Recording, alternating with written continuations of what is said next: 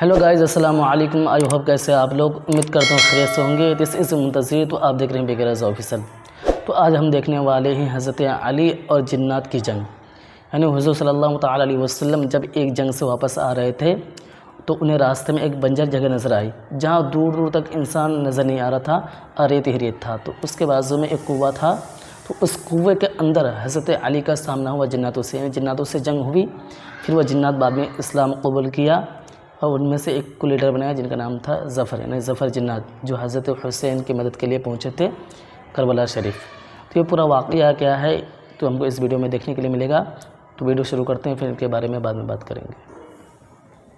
बैरुल अलम की वो जंग जब हजरत अली का सामना 10,000 से भी ज्यादा खतरनाक जिन्नातों से हुआ था और अकेले ही हजरत अली ने कैसे उन सभी जिन्नातों का सामना किया था, आइए इस पूरे वाक़ये को आज की इस वीडियो में जानते हैं। प्यारे नबी सल्लल्लाहु अलैहि वसल्लम जब एक जंग से वापस लौट रहे थे तो रास्ते में उन्हें एक बंजर जगह दिखाई दी जहाँ दूर दूर तक सिर्फ रेत ही रेत थी और कोई भी इंसान नजर आया नहीं था। जिसके बाद सल्लल्लाहु अलैहि वसल्लम ने सहाबा उम्र बिन उमैया जमरी से सवाल किया कि आखिर ये कौन सी जगह है जहाँ दूर दूर तक कोई नजर नहीं आ रहा है और चारों तरफ सिर्फ खामोशी ही खामोशी है। तो इसके जवाब में उन्होंने बताया कि इस जगह का नाम वदी अज़र्क है जहाँ इंसान तो नहीं रहते, लेकिन कहा जाता है कि यहाँ पर एक कुआं है जिसके अंदर जिन्नातों की पूरी फौज रहती है। साथ ही उन्होंने ये भी बताया कि इन जिन्नातों की हजरत सुलेमान ने भी काबू में करने की कोशिश की थी, लेकिन वो भी इस काम में कामयाब नहीं हो पाए क्योंकि मैं ये जिन्नात बहुत ज्यादा ताकतवर है। बल्कि कहा जाता है कि जब इस रास्ते से तबी यमानी गुजर रहे थे तो इनके साथ जो 10,000 से भी ज्यादा की फौज थी उन्हें भी इन जिन्नातों ने मार दिया था। यह सुनने के बाद प्यारे नबी सल्लल्लाहु अलैहि वसल्लम समझ गए कि ये कौन सी जगह है और उन्होंने तुरंत अपने सभी लोगों को कहा कि अगर ये वही खतरनाक जगह है जहाँ पर खतरनाक जिन रहते हैं तो हम कुछ देर यहाँ रुकेंगे।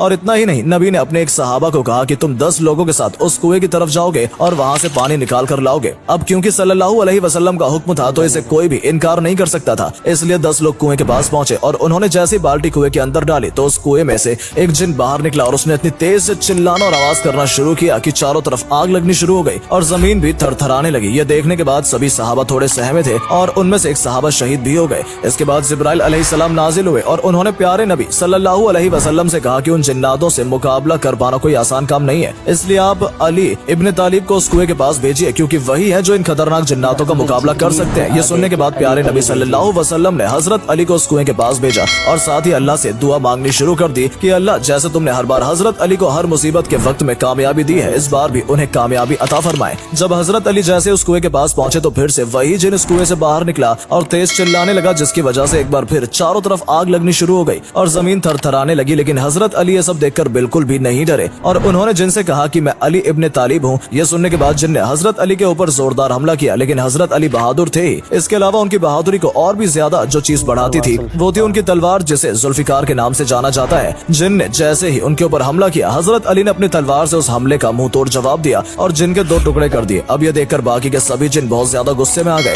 और कुएं से आग के गोले निकालने शुरू कर दिए। आग इतनी ज्यादा थी कि हजरत अली के लिए कुछ भी देख पाना नामुमकिन हो रहा था, इसलिए उन्होंने कुछ आयतें और दुआ पढ़नी शुरू की जिससे आग धीरे धीरे ठंडी हो गई और फिर हजरत अली कुएं की तरफ दोबारा बढ़े और पानी निकालने के लिए उन्होंने कुएं में बाल्टी डाली। लेकिन जैसे उन्होंने कुएं में बाल्टी डाली, जिन्नातों ने वो बाल्टी कुएं से बाहर फेंक दी। ये देखकर हजरत अली ने कहा कि अगर तुम मुकाबला करना चाहते हो तो मुकाबले के लिए पूरी तरह मैं तैयार हूँ। जिसके बाद कुएं से एक और जिन बाहर निकला और उसने हजरत अली के ऊपर हमला करने की कोशिश की, लेकिन हजरत अली भी उन हमले से डरने वाले नहीं थे। उन्होंने इस बार भी जिन के 2 टुकड़े किए और उसे मार गिराया। जिसके बाद उन्होंने कुएं में एक बार फिर बाल्टी डाली और इस बार भी जिन्नातों ने बाल्टी बाहर फेंक दी और ऐसा तकरीबन 3 बार हुआ और फिर आखिरकार हजरत अली ने ठान ली कि इस कुएं से पानी निकालना ही है क्योंकि ये हुक्म प्यारे नबी सल्लल्लाहु अलैहि वसल्लम का था। इसके बाद उन्होंने वहां खड़े एक सहाबा से कहा कि मैं अपनी कमर पर रस्सी बांधता हूँ और रस्सी का छोर तुम्हें जोर से पकड़ना है, और ये कहते हुए हजरत अली कुएं के अंदर चले गए। लेकिन इसी बीच जिस रस्सी से हजरत अली ने खुद को बांधा था वो रस्सी टूट गई और अब कुएं में खतरनाक 10,000 से भी ज्यादा जिन्नातों के साथ सिर्फ अकेले हजरत अली ही थे। कुछ देर तक सहाबा ने वहाँ खड़े होकर हजरत अली का इंतजार किया और फिर उन्हें कुएं के अंदर से चीखने चिल्लाने की आवाजें सुनाई देने लगी। ये सुनकर वहाँ खड़े सभी लोग काफी परेशान हो गए और हजरत अली की फिक्र करने लगे क्योंकि सभी जानते थे कि कुएं के अंदर मौजूद जिन्नात बहुत खतरनाक है और ये किसी को भी नहीं बख्शते। लेकिन शायद इस बार जिन्नातों को ये नहीं पता था कि इस बार उनका मुकाबला हजरत अली से हो रहा है। और फिर कुछ ऐसा ही हुआ, चिल्लाने की आवाज कम होती गई और सिर्फ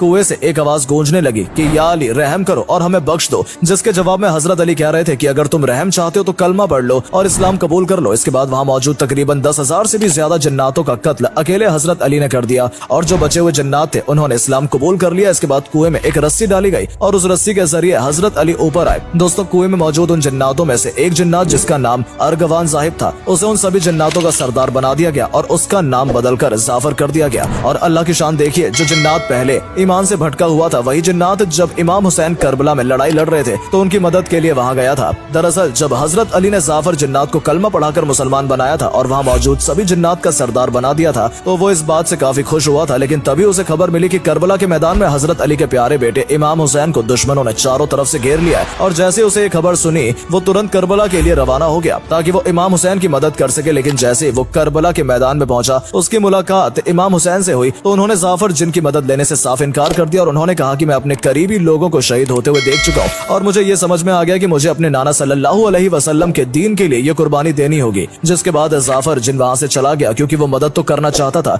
लेकिन दूसरी तरफ वो इमाम हुसैन के दिए हुए हुक्म को भी नहीं टाल सकता था, इसलिए उसे करबला के जंग के मैदान से वापस आना पड़ा। दोस्तों, कहा जाता है कि जाफर जिन अपने साथ जिन्नातों की पूरी फौज लेकर गया था और अगर करबला के मैदान में वो भी दुश्मनों का सामना करता तो यकीनन दुश्मनों के लिए उन जिन्नातों को मार पाना आसान नहीं होता। लेकिन इमाम हुसैन ने जाफर जिन से कहा कि मैं तुमसे पूरी तरह राजी हूँ लेकिन मुझे इस्लाम के लिए ये कुर्बानी देनी ही होगी। तो दोस्तों, ये थी हजरत अली की बहादुरी की एक ऐसी कहानी जिसे सुनने के बाद आपको ये तो समझ आ गया होगा कि हजरत अली से सिर्फ दुश्मन इंसान ही नहीं बल्कि जिन्नात भी डरते थे और उनकी बहादुरी और ताकत के आगे इंसान हो या जिन्नात कोई भी टिक नहीं पाता था। इसलिए आज भी जिन्नातों के खिलाफ लड़ी गई बैरुल अलम की इस लड़ाई को याद किया जाता है ताकि हम समझ सकें कि अगर अल्लाह एक बार किसी से राजी हो गया तो बड़े से बड़ा दुश्मन भी उसका कुछ नहीं बिगाड़ सकता, क्योंकि किसी इंसान को ताकत देना या उसकी ताकत को छीन लेना ये दोनों ही काम करने वाला सिर्फ अल्लाह ही होता है। फिलहाल वीडियो में सिर्फ इतना ही। हम उम्मीद करते हैं कि ये वीडियो आपको पसंद आई होगी और अगर वीडियो के जरिए आपको कुछ जानने का मौका मिला हो तो इसे अपने दोस्तों के साथ भी जरूर शेयर करें ताकि उन तक भी ये जरूरी जानकारी पहुंच सके, क्योंकि बहुत से लोगों को इस वाकये के बारे में ज्यादा जानकारी नहीं है। साथ ही साथ अगर आप हमारी इस वीडियो को फेसबुक पर देख रहे हैं तो हमारे फेसबुक पेज को भी जरूर फॉलो करें ताकि ऐसी ही वीडियोस आप तक पहुंचती रहे। धन्यवाद।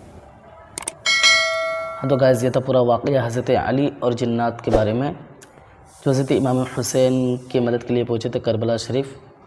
तो आप सोच सकते हैं अगर अल्लाह को वहाँ पर कुछ और मंजूर होता, यानी इस्लाम के लिए अगर इमाम हुसैन को कुर्बानी ना देनी पड़ती, वहाँ पे कुछ और मंजूर होता तो उसमें वो जो जिन्नात इतने ख़तरनाक थे वो आए थे मदद करने के लिए, तो समझो कि दुश्मनों का हाल क्या होता उस टाइम। तो मिसाल दे रहा हूँ कि अगर वहाँ पे कुछ और होता तो उस टाइम दुश्मनों का हाल क्या होता, वो बच पाते हैं। जिन्नात तो छोड़ो, हज़रत इमाम हुसैन से वो बच नहीं सकते थे, तो अल्लाह को वहाँ पे कुछ और मर्ज़ू था, इस्लाम के लिए कुर्बानी देना था उनको। और किस तरह से हज़रत अली इन जिन्नातों का सामना किया एक कुएं के अंदर अकेले ही, मतलब 10,000 से भी ज़्यादा जिन्नात थे। हम आज जिन्नात का नाम सुनते हैं तो डर जाते हैं, लेकिन हज़रत अली वो शख्स थे, वो बहादुर थे। तो आई होप वीडियो आपको कैसा लगा कमेंट में ज़रूर बताना। वीडियो को लाइक करके शेयर कर देना और चैनल को सब्सक्राइब कर लेना। फिर मिलते हैं नेक्स्ट वीडियो में। अल्लाह हाफिज़।